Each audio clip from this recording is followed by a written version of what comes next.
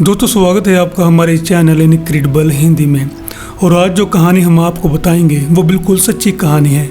भूत और आत्माओं के होने पर हम बिल्कुल विश्वास नहीं करते और ना ही ऐसा कोई दावा करते हैं।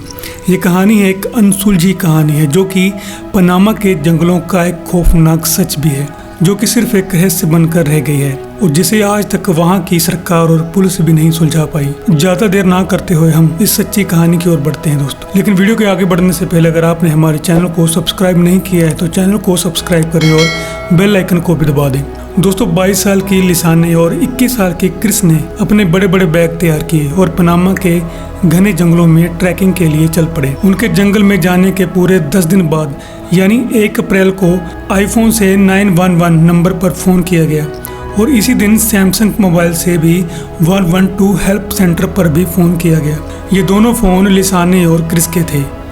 इन दोनों फ़ोन से लगातार 3 दिनों से 911 और 112 पर लगातार कॉल्स आती रही, लेकिन उनकी आवाज़ साफ सुनाई नहीं दे रही थी। फिर भी हेल्प सेंटर ने पुलिस को सूचित किया और वैसे भी दोनों डच लड़कियों के गायब होने की अभी तक कोई भी रिपोर्ट नहीं लिखी गई थी। बाद में पता चला कि ये दोनों लड़कियां यूरोपियन लड़कियां थी जो मिडिल अमेरिका में पढ़ती थी और कॉलेज में पढ़ने वाले स्टूडेंट्स हफ्ते या 10 दिन बाद ही घर पर फ़ोन करते हैं।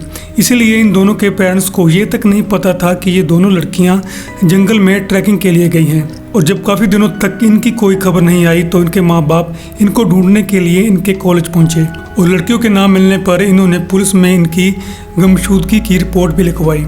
और जब दोनों लड़कियों के फ़ोन को ट्रेस किया गया तो पता चला कि दोनों लड़कियों के फ़ोन 3 अप्रैल के बाद बंद हो गए थे और लड़कियों के फ़ोन से कोई भी संपर्क नहीं हो पा रहा था। और इसके बाद रेस्क्यू टीम से खबर मिली कि ये फ़ोन पनामा के जंगलों से ही किए गए थे। तब पुलिस ने पनामा के जंगलों का रुख किया।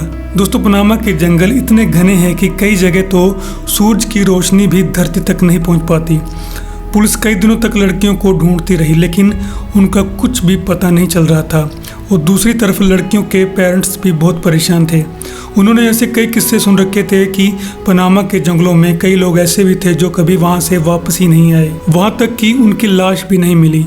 लेकिन पुलिस अपना काम कर रही थी और लड़कियों के पेरेंट्स के लिए पुलिस के अलावा कोई और उम्मीद नहीं थी। लेकिन पुलिस को लड़कियों के जिंदा रहने की अब कोई उम्मीद नहीं थी और लड़कियों के माँ बाप को भी इस बात का एहसास हो चुका था। फिर भी लड़कियों के माता पिता पुलिस से जांच जारी रखने की दरख्वास्त करते रहे और लगभग लड़कियों की गुमशुदगी के 10 हफ्ते बाद जंगल में एक जगह बैग और कुछ दूरी पर इंसानी कंकाल मिले।